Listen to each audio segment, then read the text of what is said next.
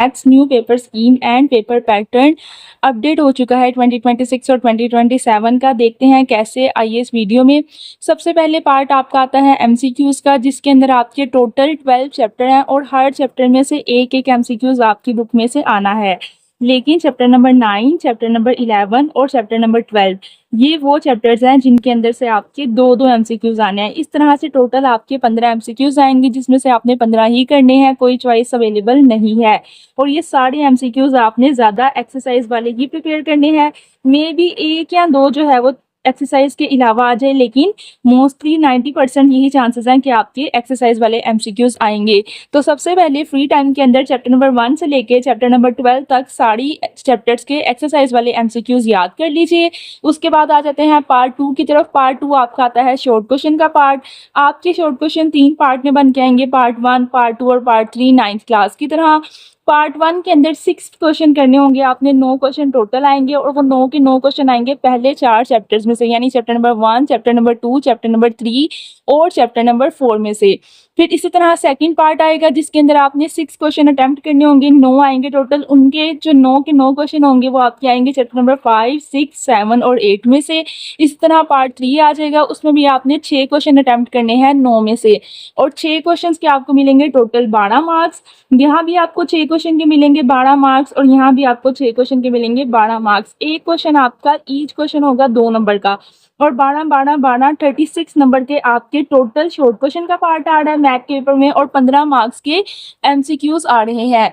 Part 3 आपका आएगा chapter number 9, 10, 11 और 12। इस तरह से पहले 4 चैप्टर में से पहले पार्ट के शॉर्ट क्वेश्चन, बाकी 4 चैप्टर में से पार्ट 2 के शॉर्ट क्वेश्चन और बाकी 4 चैप्टर में से पार्ट 3 के शॉर्ट क्वेश्चन आपके आने हैं।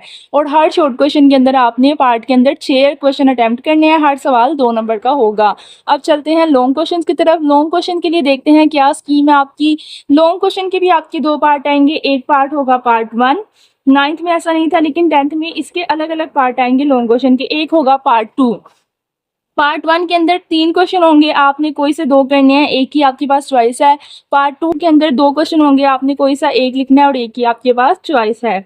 अब देखते हैं पार्ट 1 के अंदर जो पहला क्वेश्चन है वो चैप्टर नंबर 1 और चैप्टर नंबर 2 में से मिला के आएगा। ए पार्ट चैप्टर नंबर 1 में से होगा और बी पार्ट चैप्टर नंबर 2 में से।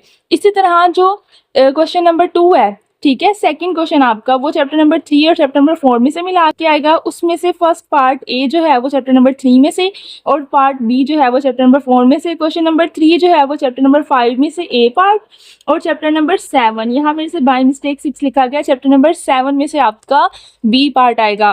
तो यानी कि 1, 2, 3, 4 और 5 और 7 ये वो चैप्टर हैं जिनके अंदर से आपका पहला पार्ट आएगा लॉन्ग क्वेश्चन का, और आपने इनमें से कोई से भी 2 करने होंगे, और 3 क्वेश्चन टोटल है, आपको चॉइस है, आप कोई से 2 कर सकते हैं और एक छोड़ सकते हैं। तो जो क्वेश्चन आप छोड़ेंगे वो कोई एक पीरियड होगा इनमें से। मेरा आपको मशवरा ये है कि आप चैप्टर नंबर 1 और चैप्टर नंबर 2 छोड़ दें और चैप्टर नंबर 3, 4, 5 और 7 कंप्लीट कर लें। ये गोवर हेल्पिंग हैंड की स्ट्रेटेजी है।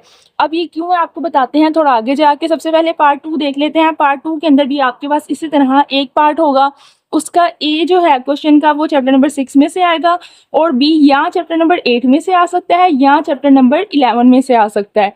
ठीक है, ये आपकी अपने ऊपर डिपेंड करता है, आपने दोनों तैयार करने हैं। अब लग के आपकी चैप्टर नंबर 8 में से आ जाए या चैप्टर नंबर 11 में से आ जाए।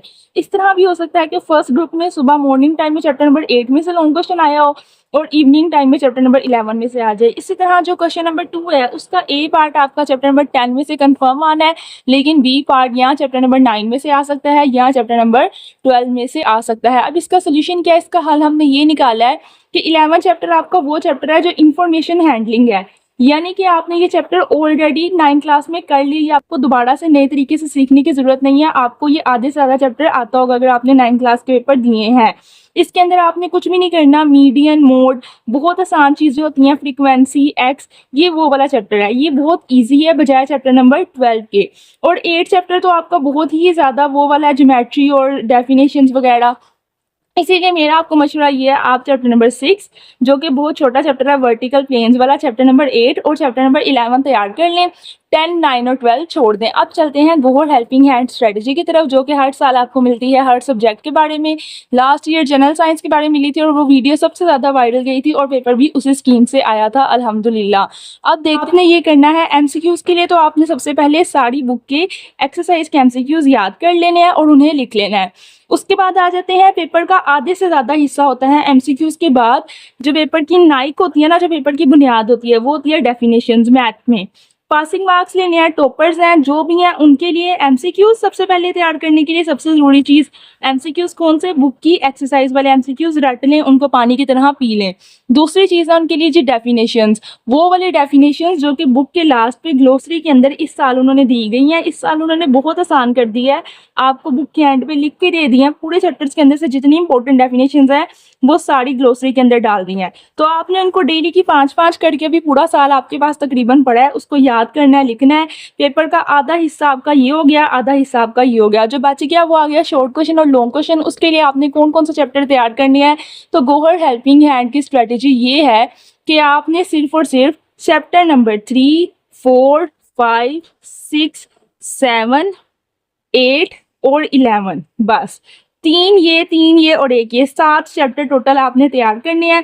और 5 चैप्टर आपने काट दें, अपनी अपनी बुक से ख़त्म कर दें, उनको आपने नहीं करना। वो 5 चैप्टर कौन कौन से हैं, 1 to 10, ठीक है, 1 to 10, 9 और 12। पहला, दूसरा, 9वां, 10वां और 12वां, ये चैप्टर्स को आप अपनी बुक से डिलीट कर दें, ख़त्म कर दें। इनसे आपका कोई ताल्लुक नहीं होना चाहिए। टाइम वेस्ट करने से, हर चैप्टर पे घूमने से बेहतर ये है कि आपके माइंड में एक एम हो, आपको क्लियर हो गया मैं ये चैप्टर तैयार कर रही हूँ और मैंने इस तरह से अपना पेपर करना है। आप टॉपर भी है ना, आपके 75 में से 74 नंबर पूरे के पूरे आ जाएंगे अगर आप यही चैप्टर सिर्फ और सिर्फ प्रिपेयर करते हैं। तो एक्स्ट्रा करने की जरूरत नहीं है। अभी अपनी बुक के ऊपर इन चैप्टर्स को कट मार्क लगा दें, chapter number 1, chapter number 2, chapter number 9, 10 और 12। अगर आप चाहें इनके शॉर्ट क्वेश्चन रेडी कर लें, चैप्टर नंबर 1 के शॉर्ट क्वेश्चन बहुत ईजी हैं, ठीक है, लेकिन आपने सिर्फ और सिर्फ यही चैप्टर प्रिपेयर करने हैं और इन्हीं पे ध्यान देना है। चैप्टर नंबर 3 सबसे आसान चैप्टर है, मैट्रिक्स वाला, सबसे ज़्यादा पुराना, पिछले सालों में भी यही चैप्टर था, जबकि बुक कोई और थी लेकिन चैप्टर ये वाला था। तो इसके क्वेश्चन तो आते ही रहते हैं हर साल बोर्ड में। 4 भी ईजी है, 5 वाला इक्वेशंस वाला है, 6 वाला तो आपने करना ही करना है, छोटा सा चैप्टर है, 8 वाला भी ईजी है और 11 वाला आप 9 में कर चुके हैं, 7 वाला आपने करना है। तो ये 7 चैप्टर आपने रेडी करने हैं गौहर हेल्पिंग हैंड की स्ट्रेटेजी के अकॉर्डिंग। 3, 4, 5, 6, 7, 8, 11, ये फार्मूला आपने याद रखना है। 3, 4, 5, 6, 7, 8 और 11, ये वो चैप्टर्स हैं जो आपने मैथ के तैयार करने हैं। इंपॉर्टेंट डेफिनेशन सारी आपने पूरी की पूरी ग्लोसरी याद कर लेनी है, आपका आधा पेपर वहीं पे टेंशन खत्म। और एक्सरसाइज के एमसीक्यूज, ये वो 3 चीज़ें हैं जो गौहर हेल्पिंग हैंड आपको सजेस्ट करता है कि आप अपनी मैथ की तैयारी इस तरह से करें। सिर्फ जिस बच्चे ने ये 3 चीज़ें कंप्लीट कर ली उसके मैथ के पेपर की टेंशन खत्म।